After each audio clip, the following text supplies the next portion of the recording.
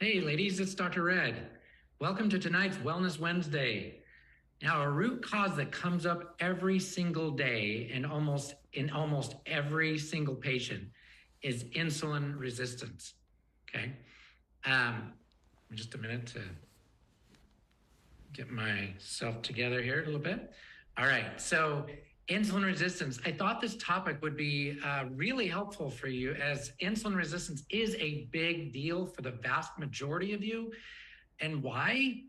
Because insulin resistance causes fatigue, weight gain, brain fog and forgetfulness, depression, neuropathy, and many more symptoms that you're suffering from.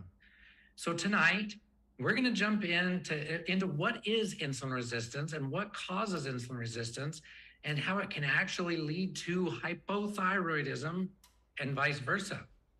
Now, each of these symptoms occurs in large part because you have a lack of cellular energy. So let's talk about cellular energy. What's required? Glucose. It's the main fuel of every cell. It is, let's think about this. It's actually a toxic substance if it is not used properly or stored properly.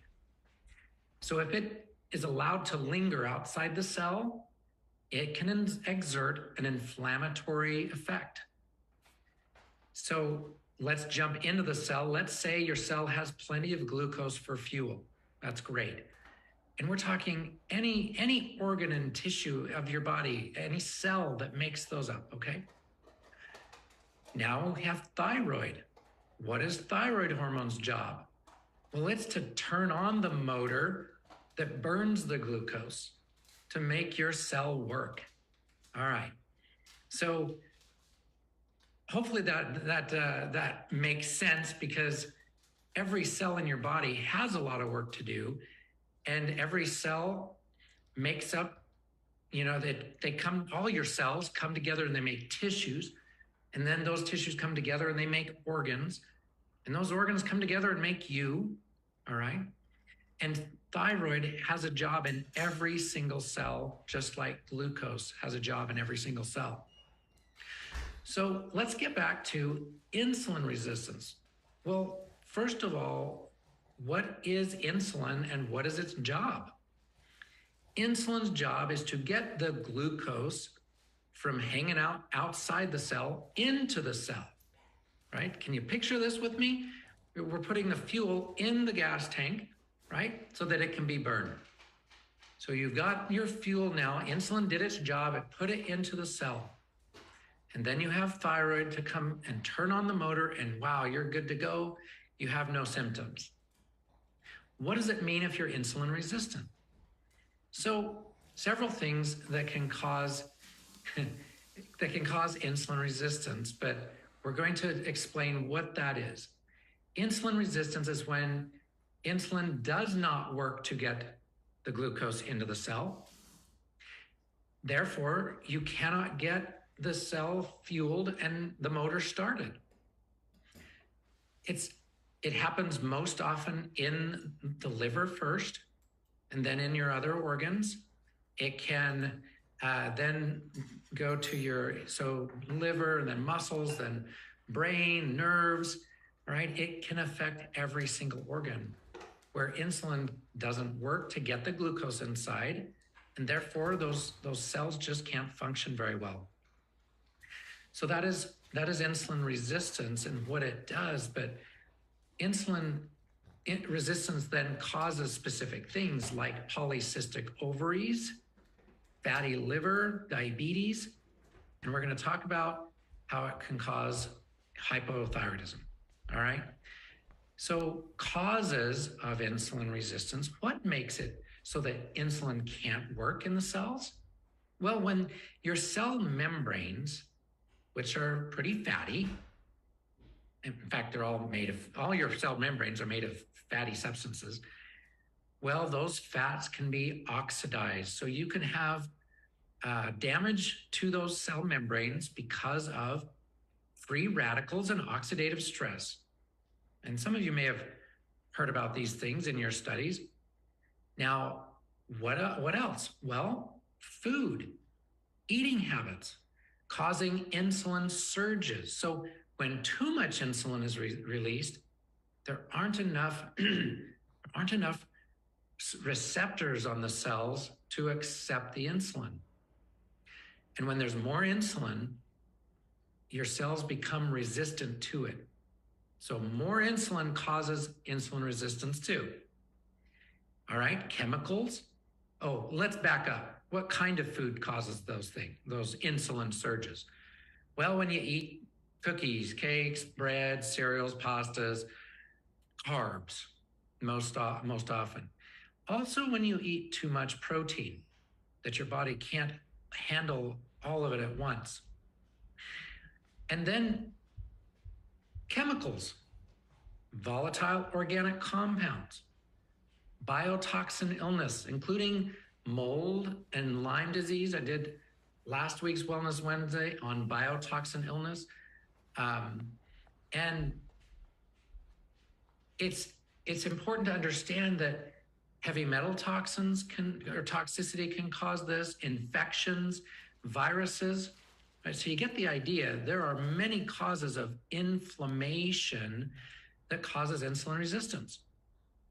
So what is thyroid hormone's role again? Well, it turns the cells on. It turns on the cell's function. So specifically, it releases fat from adipose tissue.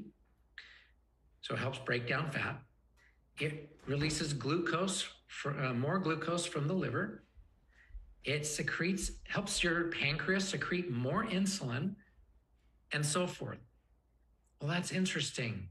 If your thyroid's going to do that when it's working properly and your body's insulin resistant, okay, then your brain's going to do something interesting. So like I said, insulin resistance causes symptoms. So if you have fatty liver and you've got high triglycerides, to give us a clue on that, and if you're obese, which is actually a protective mechanism, your brain will prevent too much thyroid production. Crazy, huh? And you will become hypothyroid. So when your brain knows everything, your subconscious knows everything about your body and what's functioning and how it's supposed to function, when it's supposed to function, and it does a very good job of balancing everything it's supposed to balance within the constraints of what's imbalanced. I know it gets confusing, but your brain's not going to allow your thyroid gland in this situation from releasing too much fat because there's already fat in the bloodstream, too high triglycerides. Or it's not going to prevent insulin from storing glucose as fat in your adipose tissue or fat tissue, because it's trying to balance things and protect you from damage. Just like I said before, glucose is toxic when it's not used or stored properly. It's got to go somewhere. And the more insulin resistance you get, your cells want to protect, your body wants to protect your cells and organs. So glucose gets moved into the bloodstream in this case. And this is why you get high blood sugar and develop diabetes with insulin resistance. But as that happens, like I said, the brain will downregulate your thyroid function. And so it's interesting how we're trying to turn that around, right? We're trying to first of all, we're trying to get the right test to show what's going on with the thyroid, what's going on with your glucose and insulin resistance, so that we can see where we can intervene and help these things correct.